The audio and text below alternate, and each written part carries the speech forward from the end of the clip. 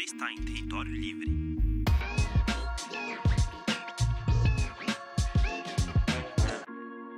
Por que isso é interessante? Por que armazenar dados em DNA? A indústria de TI, na prática, ela está sempre procurando novas soluções de armazenar dados, né? Quando a gente olha aí para 10, 20 anos atrás, como que a gente armazenava informação, como é que a gente armazena hoje é completamente diferente, né? Quem usa ainda hoje, por exemplo, um disquete, né? Praticamente inexiste aí esse tipo de mídia física, né? Então, o grande desafio aqui da indústria é esses meios físicos para você consolidar essa informação digital. Esse monte de zeros e uns aí, que é o que está dentro do nosso computador, isso precisa ficar gravado de alguma forma, em algum lugar. E a indústria sempre está procurando melhorar, aí como todas as indústrias fazem, né, nesse rota tradicional de desenvolvimento. Né. Existem algumas justificativas bastante interessantes do porquê que isso hoje é bastante, não digo preocupante, mas assim que motiva a indústria a ter uma atenção especial. Na prática, tem uns relatórios de mercados bem interessantes, né, que mostram dados que hoje, de todos os dados que a gente gera, essa datasphere, que Hum, o pessoal chama, né, o universo digital de dados.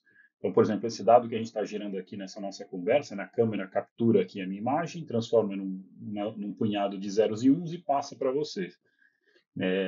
Tudo isso está sendo gerado, então, desde vídeo, música, arquivos de texto, etc., a gente só consegue armazenar hoje, só tem uma infraestrutura capaz de armazenar tudo isso de 20%. Então, basicamente, um quinto a gente consegue armazenar, quatro quintos a gente acaba descartando. E tudo bem, assim, a gente consegue conviver com isso, né? Nem tudo a gente precisa armazenar. Ah, tá, do total de dados. Do total de dados. Talvez essa conversa em especial que a gente está fazendo é um tipo de dado que você vai querer de alguma forma armazenar. Então ele se encaixa nos 20%. Mas outros tipos de dados, né, por exemplo, e-mails, etc. e tal, que vai passando muito tempo, mais cedo ou mais tarde você vai ter que apagar aquela informação porque você não vai conseguir armazenar ela. Uhum. Né? Mesmo com fotos que a gente tira. Então a gente tira muitas fotos que estão no nosso celular, mas eventualmente quando a gente faz um pente fino naquilo lá, você não vai precisar armazenar e nem vai conseguir armazenar tudo. É um pouco essa a ideia, né? Os números eles são talvez um indicativo mais qualitativo do que quantitativo, né? Apesar de claro ser um número, mas eles indicam que boa parte da informação a gente não consegue guardar. E como eu comentei, assim, ok, isso não é um grande problema hoje. No entanto, quando a gente olha para o futuro, quando eu digo futuro, assim, próxima década, né, então os próximos 5, 10, 15 anos, a ideia é que a quantidade de dados vai aumentar muito e a capacidade instalada para armazenamento vai aumentar também um pouco, mas não, nem tanto. Tal que esse percentual ele seja cada vez menor. Então, se hoje em 2020, né, quando saiu esse relatório de mercado, o pessoal tinha essa expectativa de armazenar 20%, essa expectativa vai reduzir para talvez em torno de 10% lá para 2030. E essa expectativa lá para 2040, se as coisas continuarem como estão, vai reduzir para 1%. A partir do momento vai começar a ficar preocupante, porque de fato a gente precisa armazenar boa parte do que a gente gera, né? Então, a indústria olha isso e fala: opa, a gente precisa investir mais em novas tecnologias de armazenar informação. E aí é que entra, né, a ideia de você conseguir pensar um pouco fora da caixa, né, do que já é feito hoje nos meios óticos, como por exemplo CD, DVD, Blu-ray, e os meios magnéticos, como por exemplo os HDs tradicionais, né, que acho que todo mundo tem aí um em casa, ou as fitas LTOs, que aí é uma coisa mais dos grandes data centers, né? São um tipo de mídia física que os data centers usam para armazenar informação. E a gente vai precisar pensar para além disso. E aí entra a estratégia de falar, poxa, por que não armazenar em fitas de DNA? Mimetizando um pouco como acontece na Uhum. natureza. A gente está sempre tentando se inspirar da natureza, né? Exato. E aí, assim, é interessante porque, obviamente, existem várias estratégias para talvez, ou futuros candidatos, né, a serem as próximas gerações de tecnologias de armazenamento de dados. Mas por que necessariamente DNA, né? Essa ideia não é tão nova, né? A gente está trabalhando nisso, ele é, de fato, uma inovação, mas o conceito de falar, poxa, por que não armazenar em DNA? Isso já tinha sido pensado, acho que lá na década de 50, 60. Existe uma palestra muito famosa do físico Richard Feynman, físico famoso aí né, teve um trabalho importantíssimo, né, no século passado. Ele mesmo já fez essa provocação, né? Ele fala, poxa, imagina se você conseguir usar as moléculas de DNA para representar informações binárias, né, informações de computadores. Se isso for possível de alguma forma, você conseguiria uma densidade de informação muito maior. Então, hoje, quando a gente olha para um HD, né, a gente está falando aí de um dispositivo de alguns centímetros por alguns centímetros, algo que cabe na palma de uma mão. O mesmo dispositivo, nesse espaço que um HD ocupa, se eu conseguir preencher isso de moléculas de DNA, eu conseguiria uma capacidade de 1.000, de 10.000, de 100.000 vezes maior do que um HD. Então, a gente está falando, não é de 20% maior, de 30% maior, são ordens e ordens de grandeza superior. Isso, claro, a gente parte de alguns pressupostos, né, da tecnologia para fazer essas estimativas, mas elas são um indicativo de que esse é uma tecnologia extremamente promissora para resolver esse desafio da indústria. Então, isso faz sentido, né, esse desenvolvimento. E aí, bom, por que que esse desenvolvimento começou acho que ser tão expressivo agora? E agora eu digo, vai, de 2010 em diante, né? A gente considera aí que o desenvolvimento da tecnologia de armazenar dados de computador, dados digitais em DNA, realmente ganhou mais fôlego na última década. Porque lá na década de 50, 60, o pessoal tinha conhecimento, né? E quando o pessoal diz assim das áreas de biotecnologia, eles já tinham conhecimento na molécula de DNA, né? A área de biologia molecular já era uma área bem formada, só que você não tinha equipamentos que conseguiam sintetizar DNA de forma muito rápida e nem equipamentos que conseguiam sequenciar DNA de forma muito rápida. Hoje em dia, a gente consegue fazer sequenciamento genético numa velocidade absurdamente maior do que no passado. Então, assim, o sequenciamento daqui é a operação de leitura, né? Você pegar a sua fita de DNA, sua molécula de DNA e entender aí a sequência de bases nitrogenadas, os tais dos ATCGs, e aí traduzir ela e aí interpretar isso no contexto da área de biotecnologia, né? Interpretar para isso representar uma informação relevante para aquelas áreas. Eu entendo que nas últimas décadas, né, acho que nas últimas 2 décadas, tanto os processos de síntese de DNA, você manufaturar moléculas, como o processo de sequenciamento, onde você lê moléculas, eles começam a ficar tão evoluídos, tais que eles já começam a viabilizar o uso em outras áreas, por exemplo, a área de TI. E na década de 50 se pensava nisso, mas acho que, me corrija se eu estiver errado, a gente não gerava tantos dados e a gente também não tinha o que fazer se a gente gerasse tantos dados, porque era outro mundo, né? O que a gente ia fazer com tantos dados pequenos? Como é que a gente ia processar uma quantidade enorme de dados armazenados, né? Mas agora tem a necessidade, né? Sem dúvida, né? Quando a gente compara, né, o universo digital e o impacto dele na sociedade na década de 50, 60, 70, que é quando a gente estava aí falando dos primórdios da computação, a computação começa a chegar, né, num ambiente mais doméstico, e a gente compara hoje a gente é muito mais dependente, e esse tipo de tecnologia ele é muito mais necessário do que era no passado, né? E mais um motivo para a indústria realmente correr atrás e conseguir propor novas soluções que resolvam esse desafio. O armazenamento de dados, ele segue aquela lei de Moore que vai crescendo exponencialmente a cada 2 anos, Eu acho. diria que sim. Na verdade, curiosamente, tudo na área de TI, né, nas tecnologias de informação, principalmente quando a gente olha para hardware, cresceu de forma exponencial. Não só o número de transistores nos processadores, que é de fato, né, literalmente o que diz a lei de Moore, mas capacidade de armazenamento das memórias, largura de banda das tecnologias de comunicação, né, quando a gente olha, por exemplo, para as redes de telefonia móvel, né, então o 3G para o 4G, do 4G para o 5G, todos esses crescimentos foram exponenciais, assim como também aconteceu com as tecnologias de armazenamento. Então, quando a gente compara, né, os disquetes aí de algumas décadas atrás, quando eu paro e penso no disquete, nem parece tanto tempo, mas já faz um tempinho, né? Sim. Ele também acompanhou, né, o crescimento exponencial de outros fatores aí na área de hardware de forma geral. Nossa, eu lembro do disquete, acho que armazenava 2 mega, 2.4 mega, né? Tinha algumas versões de disquete, né? Mas acho que a última, o disquete de 3,5 polegadas, ele armazenava, acho que era 1,44 mega, né? O que hoje, poxa, se eu tirar um print screen aqui da minha tela conversando com você, deve ter dado por volta disso.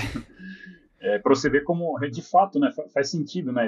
O montante de dados que a gente tem armazenado, ele está cada vez maior. Então, realmente, existe um desafio tecnológico grande da gente conseguir prover sempre meios inovadores para ter a capacidade de armazenar tudo isso. Tá, tudo muito promissor, mas assim, você conseguir então armazenar dados no DNA, que é um nível molecular, assim, muito menor do que um transistor. Transistor, não, ele realmente, apesar dos transistores, né, hoje eles estarem se aproximando, né, do nível molecular, a gente fala aí a Intel, a Samsung, os grandes players da indústria de semicondutores estão trabalhando já com unidades de nanômetros, ainda assim, você olhar para uma molécula ainda é menor.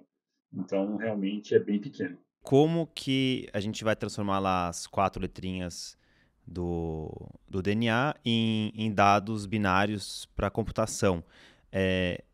Cada 2 letrinhas equivalem a ou 0 ou 1? Como é que funciona assim na prática, a ideia de vocês? Como que funciona, né? Assim, essa tarefa de codificar e decodificar informação binária em ATCGs, ela tem seus desafios tecnológicos que nós estamos trabalhando também, depois eu posso comentar alguns detalhes sobre eles. Mas, assim, falando de forma bem simples, né, basicamente você mapeia as 4 bases que você tem, então você tem a base A, T, C e G, em zeros e uns.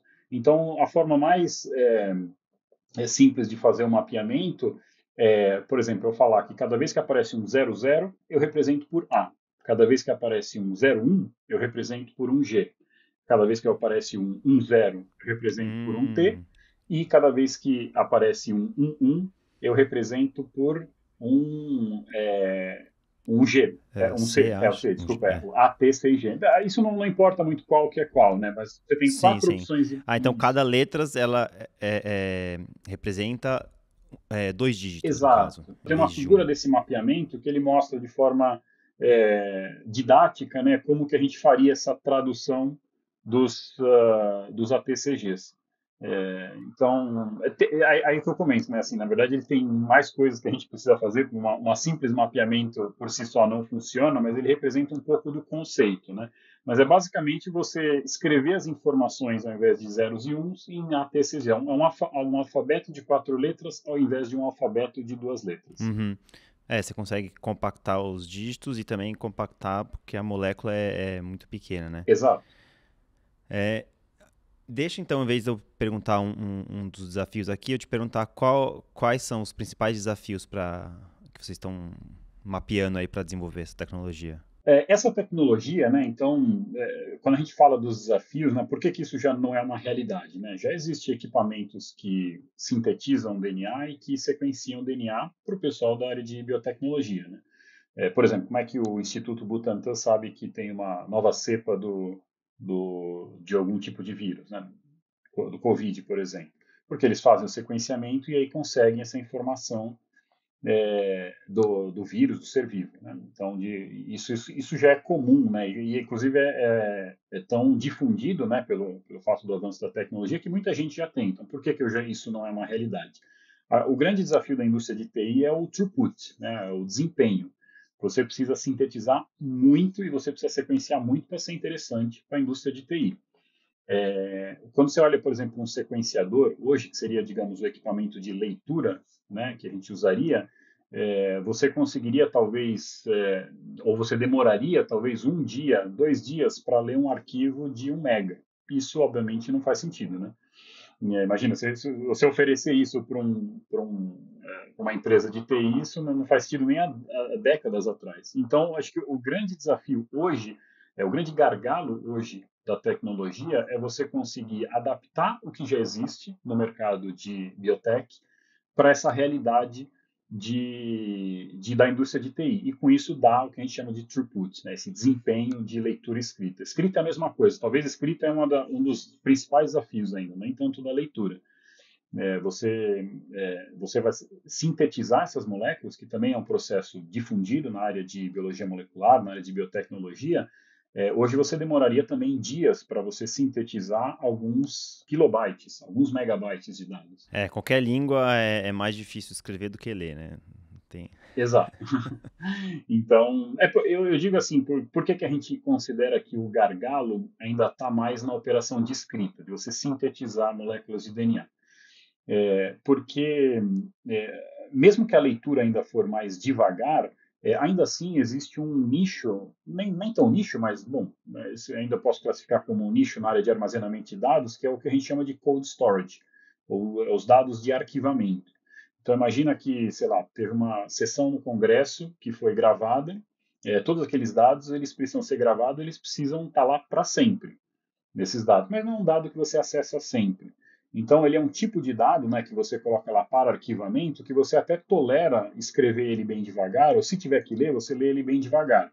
O principal requisito aqui é que o dado esteja íntegro no longo prazo. Esse é o tipo de cenário de armazenamento de dados para cold storage, que a gente chama, que é diferente de um dado do dia a dia, né? Quando você coloca uma foto no pendrive, você vai querer escrever rápido, vai querer ler rápido. Então, assim, ó, você até pode tolerar escritas e leituras mais devagares, mas ainda assim ela precisa estar compatível, né? Hoje em dia, por exemplo, uma gravação de vídeo, né? Dei esse exemplo aqui de gravação, porque acho que no poder público, né, se gera muitos documentos onde você, de alguma forma, precisa armazenar eles para sempre, isso faz parte, no caso, por exemplo, da história do nosso país, então aquilo precisa ser armazenado, mas ainda assim você tem megabytes, você tem gigabytes, você tem terabytes de informação. Não daria para você ter que esperar meses para armazenar uma sessão que foi feita na Câmara dos Deputados, por exemplo.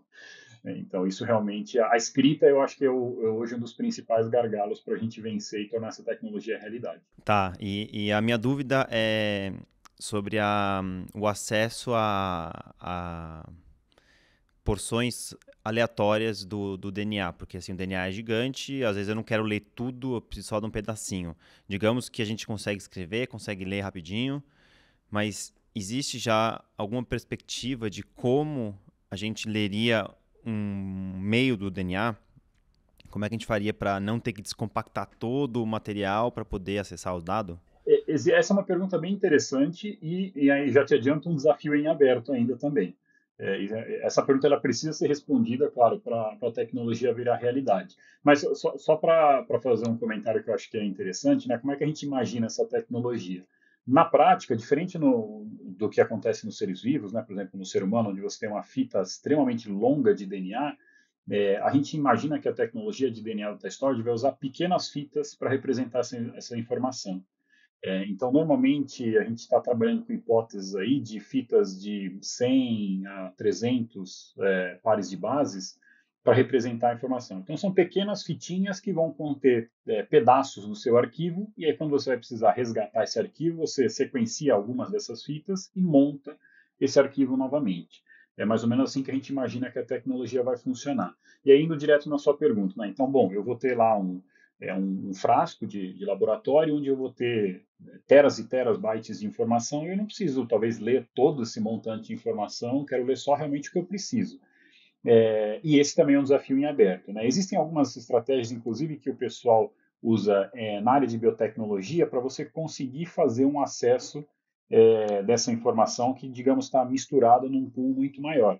Por exemplo, você consegue amarrar nessas fitas de DNA beads magnéticos, né? Então, imagina uma pequena esfera magnética que ela se liga, digamos, com uma fita de DNA que você quer ler, e aí você puxa com o ímã sua fita que você quer ler. Então, você faz uma espécie de acesso aleatório, né? Que é o que a gente chama na área de TI. Então, você acessa exatamente num pool grande de informações, você acessa só o que você realmente quer, dado um endereço, né? Então, essa é uma das estratégias que a gente vem pensando para endereçar esse desafio que você comentou. Tá, é como se você marcasse ali, ó, esse dado tá ali, aí você só puxa ele. Exato, né? Esse dado ele vai estar endereçado, né? Então, vamos supor que a gente tem uma fita de DNA de 150 bases. Dessas 150, talvez umas 100 bases a gente usa para representar a informação e as outras 50 a gente usa para, de alguma forma, endereçar ela, né? Para falar, qual que é, exatamente que pedaço que é Hum. esse, qual que é a posição desse pedacinho quando eu for montar a informação como um todo. Então, a gente usa esse endereçamento específico para, de alguma forma, bolar uma estratégia de pegar só aquela molécula que eu desejo. Não é uma tarefa fácil e Ah, já é. resolvida. Já te adianto que ele é um problema também ainda a ser endereçado. Cara, nada disso que você tá falando parece fácil. Parece tudo coisa de outro mundo. Esse negócio de marcar aí me lembrou um pouco aquela coisa dos programadores, que eles vão programando, mas também eles vão colocando comentário, né? Então, parte do dado que tá ali não é só o programa, tem também comentários para poder organizar tudo, né? No fim das coisas é a mesma coisa, só que em um formato diferente. E aí os data centers vão deixar de ser aquelas máquinas barulhentas e vão ser mais parecidos com laboratórios e frasquinhos, assim? Como é que você imagina? Isso, essa é uma das formas que a gente imagina, né? Porque quando a gente olha para o potencial da tecnologia, a gente não está olhando só para desempenho necessariamente, né? De eu conseguir armazenar muita informação. Tem alguns outros fatores que também são super interessantes da gente pontuar. Todas as indústrias, né? Acho que de alguma forma, algumas mais, outras menos, olham também para a questão de sustentabilidade hoje em dia. Uhum. E a indústria de TI não é diferente. Existe até uma pressão da própria sociedade, né, para a indústria de TI olhar mais atentamente a questão de sustentabilidade. E aí, quando a gente olha para os data centers em especiais, eles não são a solução mais sustentável para você armazenar dados. Por quê? Primeiro que eles ocupam uma área imensa, né? A gente está falando aí de 2, 3, 4 shopping centers, os grandes data centers. Então, é uma área realmente considerável e eles têm um consumo de energia imenso. Alguns deles, né, para uma empresa, às vezes fazer um data center em uma cidade, obviamente que isso não é feito em grandes cidades, né, a área que você teria que ocupar seria muito caro, isso são feitos em áreas mais isoladas, mas as empresas elas precisam de alguma maneira alertar o poder público que elas vão fazer aquela instalação e pedir autorização, porque o poder público vai precisar trazer, disponibilizar energia para esse data center funcionar, porque é uma área gigantesca que tem que estar com o ar-condicionado funcionando, né, a temperatura que todos aqueles montes de servidores precisam estar rodando precisa ser controlada. Os servidores por si só dissipam potência, né? Então o consumo energético desses grandes data centers ele é ainda assim um desafio quando a gente pensa em meta de sustentabilidade. Então, e aí tem alguns gráficos super legais, né, que comparam tecnologias novas, inclusive DNA Data Storage, com as tecnologias tradicionais. A gente vê que a gente consegue melhorar de 2 a 3 vezes esses fatores de sustentabilidade, sejam eles consumo de água, consumo energético e emissão de gases de efeito estufa. Então, eu vejo com bons olhos, né, a instalação desses futuros data centers usando o DNA como meio físico de armazenamento. E como que a gente imagina que eles vão ser? Em vez de áreas imensas, elas vão ser áreas menores, com uma infraestrutura talvez com uma cara meio laboratorial, né? Porque, de fato, para você sintetizar o DNA e para você sequenciar o DNA, que são as operações de leitura e escrita, você precisa manipular reagentes químicos, etc. Então, talvez eles tenham uma cara aí um pouco diferente, mas ainda assim vão ser muito mais sustentáveis. Mas eu imagino que vai ser assim com uma cara de laboratório mesmo, principalmente as primeiras gerações. Uhum. Quando a gente pensa, talvez vai mais a médio prazo, a gente está falando de 30, 40 anos, ainda pensando um pouco alto aqui, eu acredito que a tecnologia vai evoluir a ponto de você ter equipamentos que, de alguma maneira, dentro dele vai fazer tudo isso. Então, você nem vai precisar de uma infraestrutura tão Ah, complexa assim. sim. Como hoje um HD, né? Uhum. O HD, acontece muitas coisas ali que a gente nem imagina, para a gente é só uma caixinha.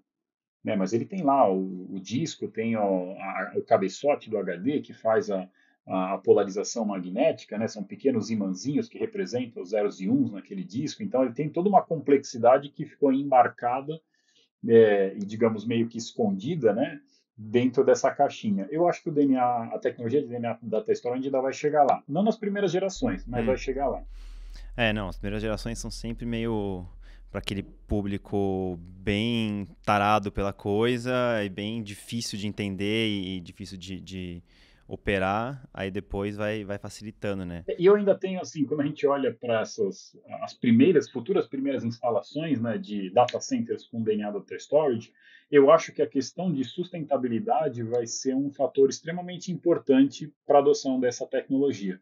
Porque eu acredito, né, que a gente vai ter esses sites de armazenamento de dados já com DNA, com essa motivação de falar, poxa, as empresas, né, falar, poxa, olha, eu tenho também, obviamente, os meios tradicionais de armazenamento, mas eu já tenho aqui na minha planta uma parte dos dados sendo armazenado em DNA. Mesmo que isso ainda não é a técnica mais eficiente do ponto de vista de desempenho, ela já é uma técnica mais sustentável. Então, isso pode motivar as empresas a já aderir à tecnologia, ainda considerando que existem desafios, né, de leitura escrita, né, da Uhum. velocidade de leitura escrita, mas já com um viés de sustentabilidade. Você falou do HD. Como que funciona um HD hoje? Porque você falou que tem o disco, mas eu sempre ouço falar que o SSD ele não tem disco. É, qual que é a mágica que acontece na caixinha ali? Olha, de forma bem simplista, né? Assim, talvez até alguns colegas que são especialistas da área olhariam e falar, poxa, mas só isso? Não, calma lá. Lembrando que É, o público aqui não é especializado, então tem que simplificar, não tem tem, jeito. na verdade, uma apresentação que eu fiz interna aqui para a própria equipe da Lenovo, que eu acho que eu uso, né, nessas entrevistas que a gente tem feito, que a gente conseguiu pegar algumas imagens bem bacanas Uhum, por favor. para representar a tecnologia. E uma das imagens que eu apresento aqui é um pouco de uma visão aqui de corte de como é que é um HD dentro, né? Interessante porque acho que muitos de nós usamos o HD, mas a gente nunca não sabe exatamente o que tem dentro. Mas o HD, o hard drive, né, que é disco rígido, é basicamente um disco metálico e dentro desse disco, né, no interior desse disco, você tem pequenos ímãs, né? E aí, se esses pequenos ímãs apontam para um lado, isso é lido como um zero. Se ele aponta, o campo magnético dele aponta para o outro, ele é lido como um 1.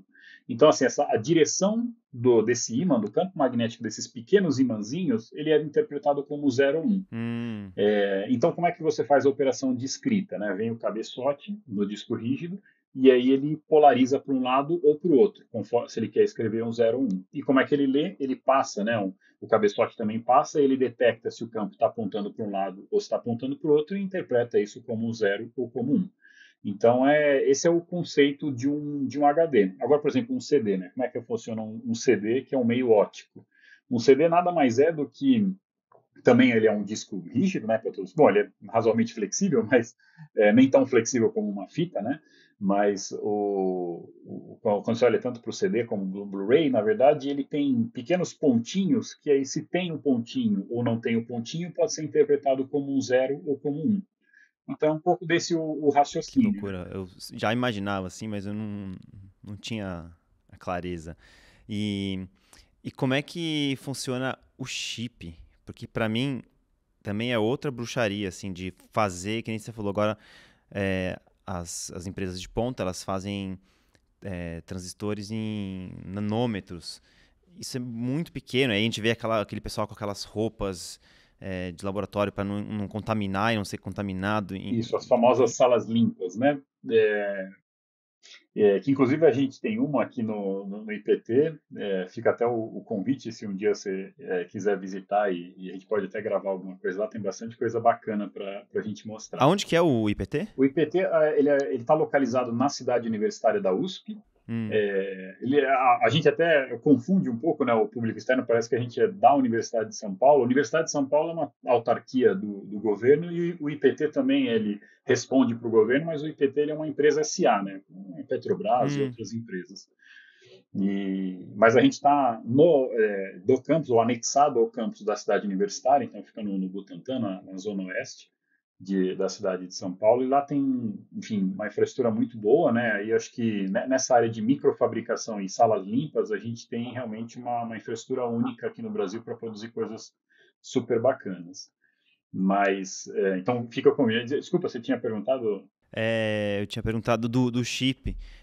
Como é que funciona o chip? Como que se fabrica essas coisas pequenas? E depois até queria perguntar se no Brasil a gente tem a capacidade de fabricar, mas a gente pode entrar depois. Basicamente, né, o chip, como é que é feito hoje um processador, né? Um processador da Intel, né, ou da AMD, né, que a gente vê lá o nosso selinho nos computadores. Você pega a sua lâmina, uma lâmina de silício, e aí você vai fazendo uma série de processos de microfabricação em cima dela para construir esse seu circuito integrado. né? A ideia dos chips, ela segue o que a gente vê, né, em escala macroscópica numa placa de circuito impresso, né, que é a eletrônica, quando a gente vê, quando ela está macroscópica, é tudo aquilo integrado, né, por isso o nome circuito integrado, o IC, Integrated Circuit, num único substrato de silício. E aí você faz aqueles elementos que são grandes nas placas de circuito impresso, você faz tudo isso bem, bem pequenininho para caber e você fazer muita coisa num espaço limitado.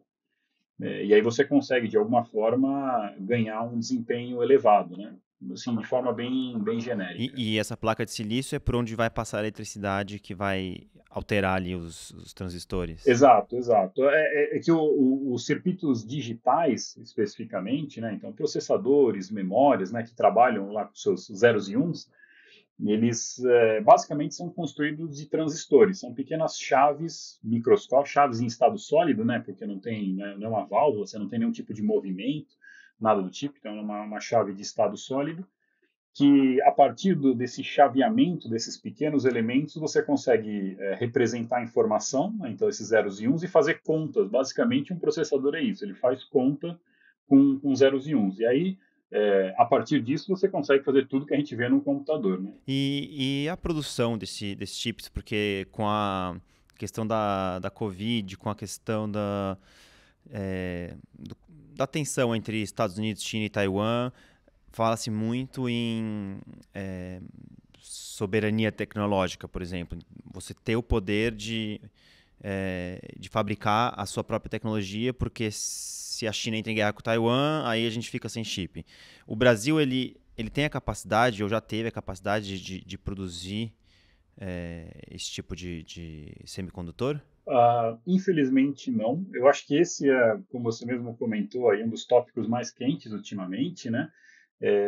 Na indústria de semicondutores. Eu acho que indústria de semicondutores hoje, né, numa sociedade completamente digitalizada, é uma questão de segurança nacional. Isso já é fato para todas as nações. Quem domina essa tecnologia, obviamente, tem aí a questão da sua segurança nacional muito mais equacionada do que os países que dependem de outros parceiros externos, né? Acho que essa é uma grande preocupação dos Estados Unidos, da China, desses grandes países aí, potências hoje, de dominar essa tecnologia para não ter dependência de nações externas. O Brasil hoje, infelizmente, não tem essa tecnologia. Acho que é legal pontuar, Felipe, assim, quando a gente olha para a tecnologia, existem várias etapas na cadeia de fabricação de um chip. Né? Tudo começa com um projeto, então tem uma equipe lá de engenheiros que recebe uma especificação do que esse chip tem que fazer, aí eles desenvolvem, né, fazem a concepção desse sistema, desenvolvem e geram um desenho desse chip. Então, isso é o projeto do chip, que são feitos pelas empresas que a gente chama de design house. Uma vez feito esse projeto vai para uma fábrica, né, que o pessoal normalmente chama de Silicon Foundry, são as foundries de silício ou foundries de semicondutores, que aí de fato fabricam esse chip. Né? Então a Foundry recebe o desenho e aí fabrica a sua bolacha de silício. E aí a última etapa é o que a gente chama de packaging, né? É o encapsulamento desse dispositivo. Então as empresas de packaging elas recebem a sua bolacha de silício, aquela bolacha bem clássica, né? A gente já viu, acho que todo mundo já deve ter visto aquela bolachona que tem várias cores lá brilhantezinhas. Lá tem vários chips, né? Então o pessoal fabrica uma batelada que às vezes contém na mesma lâmina de silício milhares de circuitos. O pessoal corta aquela lâmina, pega cada um dos pedacinhos de silício e encapsula ele naquele componente que aí a gente já vê assim a olho nu, quando a gente abre um computador, você vê vários componentezinhos, só aquele é o componente que foi encapsulado. Então tem essas três grandes etapas, né? Quando a gente olha para o Brasil hoje ele tem design houses, então nós temos pessoas aqui em território nacional que fazem o projeto. Tinha mais, acho que no passado, né? Aí por diversas questões ao longo dos últimos anos, eu acho que isso diminuiu um pouco, mas ainda tem grupos no Brasil, tanto na academia como empresas que fazem projetos de circuitos integrados. E também tem empresas do outro lado da ponta, né, que é a parte de packaging. Então, empresas que ou elas também projetam, mas elas podem terceirizar o projeto, fabricam em algum outro lugar, elas só recebem a bolacha de silício, encapsula e depois vende e aplica essa tecnologia. O grande gargalo hoje que eu entendo, né, que também é um dos pontos aí de atrito entre as potências, em especial, né, a China e Estados Unidos e Taiwan, é a parte do meio, a fabricação. É, tanto é que o olho do furacão aqui é uma empresa que chama TSMC, né, a Taiwan Semiconductor, que é uma empresa de fabricação. Ela recebe, né, o design de outras empresas, basicamente, né, faz outras coisas também, mas recebe o design aí do circuito integrado e fabrica esse circuito integrado para grandes empresas. E isso é aplicado desde em eletrônica de consumo até em área militar, aeroespacial, por isso que é uma área de bastante interesse de várias empresas e nações. E hoje no Brasil, infelizmente, a gente não tem. Foi feito há, digamos, uns 10 anos, acho que era por volta do início da década de 2010, né, 2008, algo em torno disso, uma empresa estatal, que é a Ceitec, eles ficam lá no Rio Grande do Sul, com a ideia de conseguir ter em território nacional a tecnologia de fabricação. Mas essa empresa passou aí por vários altos e baixos nos últimos anos, né? Inclusive, acho que lá foi feita, né, uma liquidação, se eu não me engano, né, da empresa. Ah, sim, é No, verdade, faz uns anos, né? Uns isso 3 anos, acho. ela entrou na rota de privatização, aí, mas parece que a liquidação não ocorreu e eu entendo que hoje o governo está refletindo qual que é a melhor forma, né, de posicionar essa empresa para, de alguma maneira, a gente tentar preencher esse gargalo aqui em território nacional no Brasil. A gente conseguir, em solo nacional, também fabricar chips para diversas aplicações.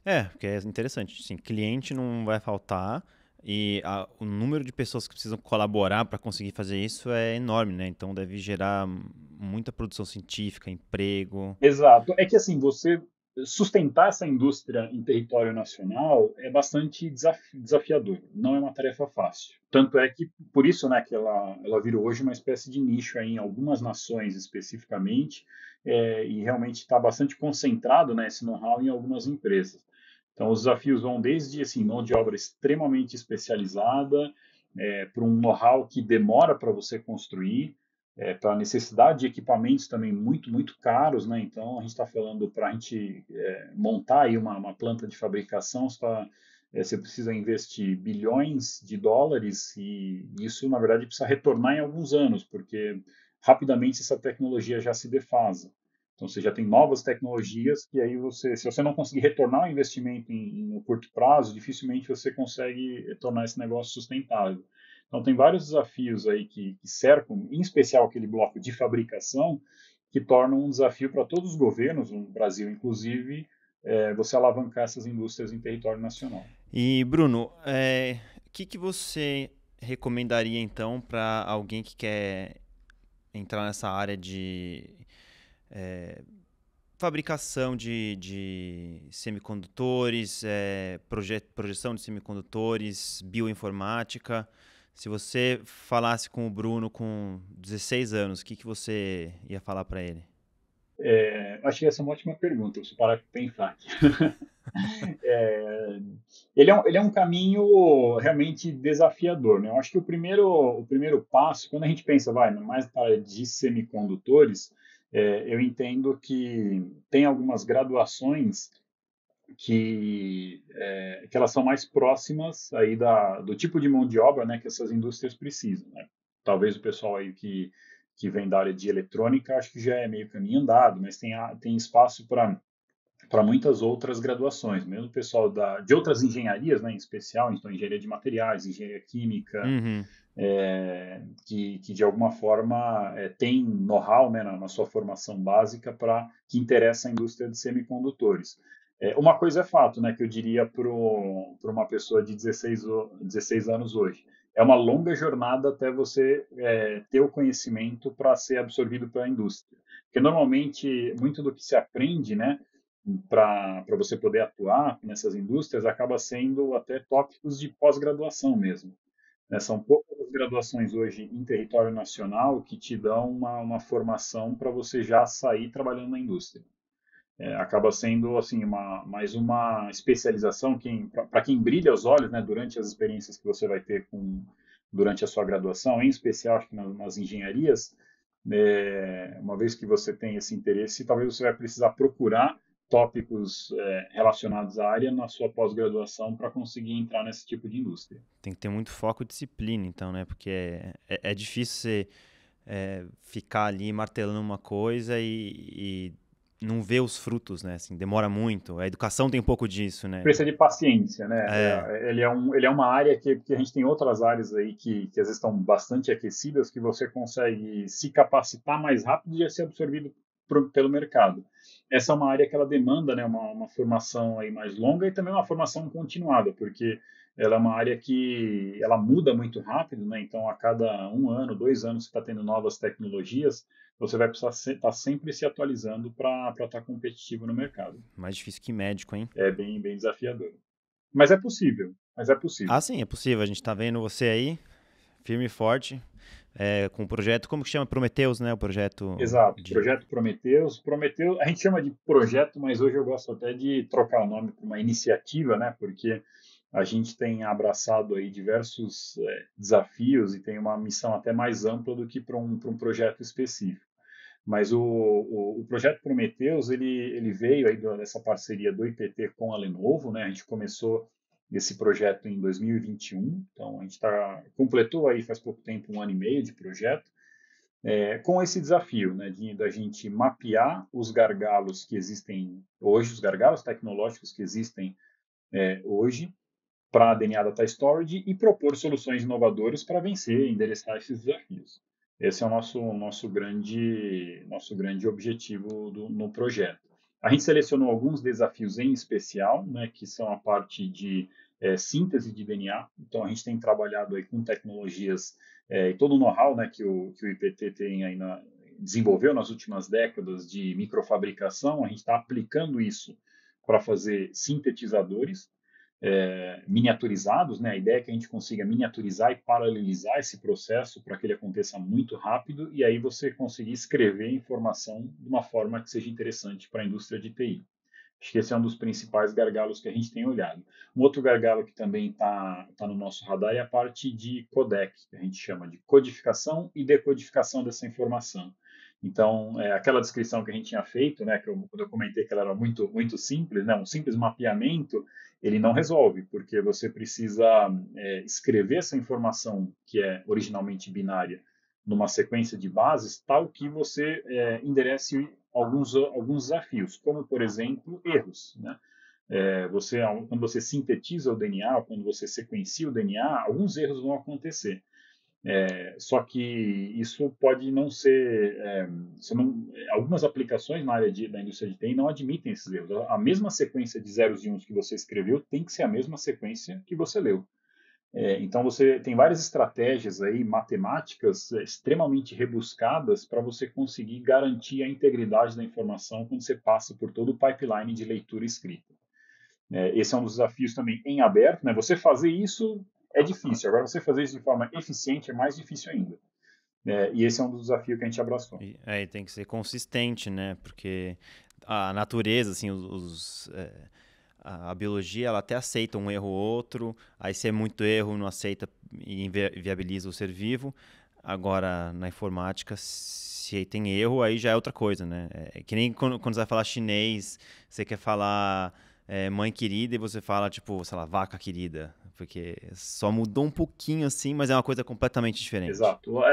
Depende de alguns tipos de arquivo, né? Se você abrir é, um arquivo zipado, por exemplo, dependendo da técnica de compressão que você usou, se você muda uma única letrinha dele, você corrompe o arquivo inteiro. Às vezes um único bit pode corromper um arquivo de gigabytes, de terabytes. Então, a garantia da integridade é muito importante. Mas agora você fez uma comparação que eu acho que também é legal a gente refletir, né? Quando a gente olha para o DNA num cenário biológico versus o DNA no cenário de armazenamento de dados, né, para essa aplicação, é que, apesar da gente, claro, precisar da integridade da informação, quando a gente olha para as fitas de DNA em DNA Data Storage, a gente até pode tolerar erros na fita, justamente porque o codec ele é inteligente e corrige. Enquanto para uma aplicação biológica, não. Se você erra na manufatura desse DNA, isso é uma mutação, isso é muito ruim. Então, você não pode ter esses erros. Agora, em DNA Data Storage, você pode até se dar o luxo de tentar sintetizar rápido e cometer um erro ou outro, porque essa técnica matemática por trás vai conseguir identificar o erro e corrigir. Meio que como esses modelos de linguagem, de prever o que vai ser a próxima sequência, assim? Não exatamente, né? Eu acho que eu faria uma comparação com as tecnologias de comunicação mesmo, né? Você pega um Wi-Fi, né? Então eu estou aqui no meu notebook está capturando a minha imagem, mandando para o meu roteador, que aí por sua vez manda pela internet e chega no seu computador.